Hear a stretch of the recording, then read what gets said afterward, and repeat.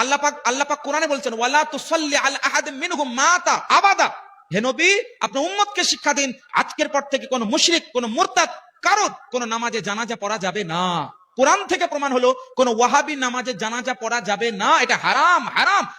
বেদাতীরা আহলুল হাদিসদের ব্যঙ্গ করে উপহাস করে ওয়াহাবি বলে, অথচ মহান আল্লাহ তাআলা বলেন সূরা হুজুরাত 49 নম্বর সূরা আয়াত নম্বর 11, ওয়ালা তানাবাযু বিল আলকাব, তোমরা একে অপরকে মন্দ নামে ডেকো না। আল্লাহ তাআলার অনেক সিফাতি নাম রয়েছে, তার মধ্যে একটি নাম হচ্ছে আল ওয়াহাব। যারা ওয়াহাব শব্দটির বিকৃত ঘটিয়ে ওয়াহাবি বলে তাদেরকে আল্লাহ তাআলা শাস্তি দেবেন।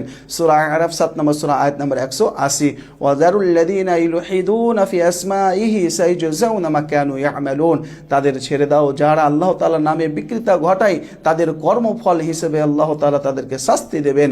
প্রিয় শ্রোতা মণ্ডলী, যারা মুসলিম ব্যক্তিকে কাফের, মুশরিক, মুরতাদ বলে ফতোয়া দেয়, তারা নিজেই কাফের, মুশরিক, মুরতাদ। দলিল সহিহ বুখারী 6103 নম্বর হাদিস, রাসূলুল্লাহ সাল্লাল্লাহু আলাইহি সাল্লাম বলেন, ইযা ক্বালা রাজুলু ইয়া কাফির ফাকাদ বাআ বিহি আহাদুহুমা, যে ব্যক্তি কোনো মুসলিম ব্যক্তিকে কাফের বলে ফতোয়া দেবে সে ব্যক্তি নিজেই কাফের।